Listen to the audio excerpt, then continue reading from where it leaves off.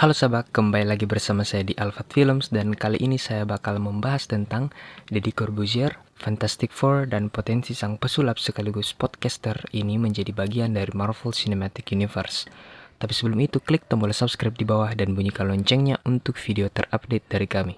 Oke, start the beat. Sebelum kita masuk ke pembahasan utama, mari kita bahas terlebih dahulu tentang siapa itu Deddy Corbuzier dan Fantastic Four. Berikut profil Deddy Corbuzier yang dilansir dari Wikipedia. Deodatus Andreas Deddy Cahyadi Sunjoyo lahir di Jakarta 28 Desember 1976. Sekarang berumur 44 tahun dan lebih dikenal secara profesional sebagai Deddy Corbuzier. Dia adalah seorang mentalis, aktor, presenter televisi, dan juga YouTuber Indonesia. Ia adalah seorang pesulap profesional keturunan Tionghoa. Ia adalah penerima Merlin Award untuk mentalis terbaik dunia 2 kali berturut-turut. Deddy memulai debutnya di televisi pada tahun 98 dengan Impresario 008 di RCTI. Ia melakukan banyak aksi publisitas dengan banyak pesulap terkenal. Sebagai aktor, Deddy membintangi The Mentalist pada 2011. Deddy juga menulis, menyutradarai, dan membintangi film aksi Triangle The Dark Side pada 2016. Deddy juga dikenal sebagai seorang YouTuber setelah mundur dari dunia persulapan. Deddy kini aktif membuat video siniar atau podcast berjudul Close the Door di saluran YouTube miliknya. Pada Maret 2021, saluran YouTube-nya memiliki lebih dari 14 juta pelanggan dan videonya memiliki lebih dari 2,31 miliar penonton. Hal tersebut menjadikannya salah satu YouTuber dan artis paling populer di Indonesia. Beliau selalu berhasil baik di dunia sulap, TV maupun YouTube. Lewat acara hitam putih, Deddy Corbuzier terkenal sebagai salah satu presenter kenamaan yang selalu mengundang banyak bintang tamu yang inspiratif dan lucu.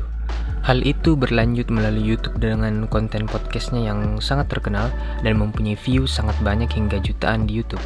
Beliau sering mengundang banyak public figure ataupun orang-orang yang menginspirasi di Indonesia, layaknya program dia yang dulu hitam putih. Tetapi podcastnya Deddy Corbuzier terlihat lebih bebas ketimbang hitam putih dalam berkata atau membahas topik-topik tertentu, bahkan yang sensitif layaknya politik dan agama di Indonesia. Dan tentu saja yang terakhir, beliau juga sering mendatangkan banyak orang yang terkenal karena masalah untuk klarifikasi, demi membersihkan nama para orang terkenal tersebut. Itu dia sedikit background dari Deddy Corbuzier. Selanjutnya mari kita bahas soal Fantastic Four. Fantastic Four adalah sebuah tim pahlawan super fiksi yang muncul dalam buku-buku komik Amerika yang diterbitkan oleh Marvel Comics. Grup tersebut pertama kali muncul dalam The Fantastic Four isu pertama November 1961. Fantastic Four merupakan tim pahlawan super pertama yang dibuat oleh penulis penyunting Stan Lee dan artis atau co-plotter Jack Kirby. Ada beberapa perubahan line up dari Fantastic Four dalam beberapa tahun, tetapi ada 4 member original yang debut pada isu pertama seri komiknya dan juga sering diangkat kembali dengan cerita yang berbeda. Pertama ada Mr. Fantastic atau Reed Richards, seorang ilmuwan jenius yang mempunyai kemampuan dapat meregang, memutar, dan membentuk ulang tubuhnya. Dan Mr. Fantastic ini digambarkan sebagai seorang figur ayah pada kelompok ini. Selanjutnya ada Invisible Girl atau Invisible Woman atau juga Susan Storm, pacar Reed Richards dan juga nantinya istri dari Reed Richards, memiliki kemampuan untuk memanipulasi cahaya untuk membuat dirinya dan orang lain tak terlihat. Selanjutnya ada The Human Torch atau Johnny Storm, adik dari Sue Storm yang mempunyai kemampuan untuk mengendalikan api sehingga dia dapat memproyeksikan api dari tubuhnya serta mempunyai kekuatan untuk terbang. Yang terakhir ada The Thing yaitu Ben Grimm, teman sekamar dan teman terbaik Reed Richards saat kuliah yang telah berubah menjadi mengerikan, berkulit batu dan mempunyai kekuatan super juga layaknya ketiga temannya. The Thing digambarkan penuh dengan kemarahan, membenci diri sendiri dan mengasihani diri sendiri karena keadaannya tersebut. Berempatnya digambarkan sebagai sebuah keluarga kecil yang disfungsional, punya banyak isu dan masalah, baik masalah keluarga maupun diri, namun tetap care terhadap sesama. Kalau mau diceritakan secara singkat, keempat manusia ini akhirnya mendapat kekuatan super dan menjadi hero ketika sebuah misi luar angkasa demi ilmu pengetahuan dan penelitian berujung kepada malapetaka yang menyebabkan keempatnya terpapar energi atau sinar kosmik. Tetapi bukannya meninggal, mereka malah mendapatkan kekuatan super. Nah, kita semua tahu kalau sekarang 21 Century Fox telah diakuisisi oleh Disney dengan nilai yang fantastis.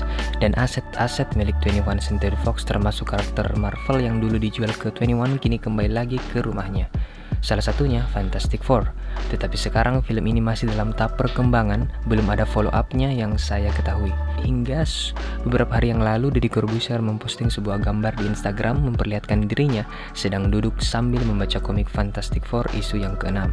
Dan caption di bawahnya juga terlihat Deddy Corbuzier menulis, "There is something a very special moment. Something big and historical is coming," yang artinya ada sebuah momen yang sangat spesial, sesuatu yang besar dan bersejarah datang. Setelah postingan tersebut, kolom komen Deddy Corbuzier dipenuhi dengan komentar para netizen yang menganggap sang magician tersebut bakal menjadi seorang hero atau villain di film reboot Fantastic Four.